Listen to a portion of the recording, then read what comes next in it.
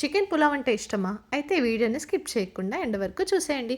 ముందుగా ఒక onion, 3 green chillies cut చేసుకోవాలి. దాని తర్వాత కుక్కర్ పెట్టి అందులో కొంచెం గీ వేసుకొని అది కాస్త హీట్ అయ్యాక హోల్ బిర్యానీ స్పైసెస్ వేసుకోవాలి. అవి కాస్త ఫ్రై అయ్యాక ముందుగా కట్ చేసుకున్న గ్రీన్ చిల్లీస్, ఆనియన్స్, కొత్తిమీర, పుదీనా వేసుకోవాలి. అవి కాస్త ఫ్రై అయ్యాక జింజర్ గార్లిక్ పేస్ట్, ముందుగా మ్యారినేట్ చేసుకున్న చికెన్ని ఆ మిశ్రమంలో వేసుకొని కుక్కర్ మూత పెట్టి ఒక 5 మినిట్స్ వరకు వెయిట్ చేసి దాని తర్వాత కుక్కర్ మూత తీసి అందులో ముందుగా సోక్ చేసుకున్న రైస్ వేసుకోవాలి.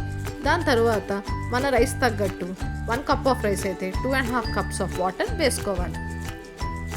అలా వేసుకున్న తర్వాత దాన్ని కాస్త బాగా కలిపి అందులో కొంచెం కొత్తిమీర, కొంచెం పుదీనా, రుచికి సరిపడా సాల్ట్, కాస్తంత కసూరి మేతి, కొంచెం బిర్యానీ మసాలా వేసుకొని ముందుగా వేయించి ఉన్న జీడిపప్పుని ఆశ్రమంలో వేసుకొని కుక్కర్ మూత పెట్టుకొని ఒక 2 విజిల్స్ వరకు వెయిట్ చేయాలి. కుక్కర్ చల్లగా అయ్యాక మూత ఓపెన్ చేస్తే tasty chicken pulao ready. Try చేసి మీకు ఎలా అనిపించిందో కమెంట్స్లో చెప్పండి.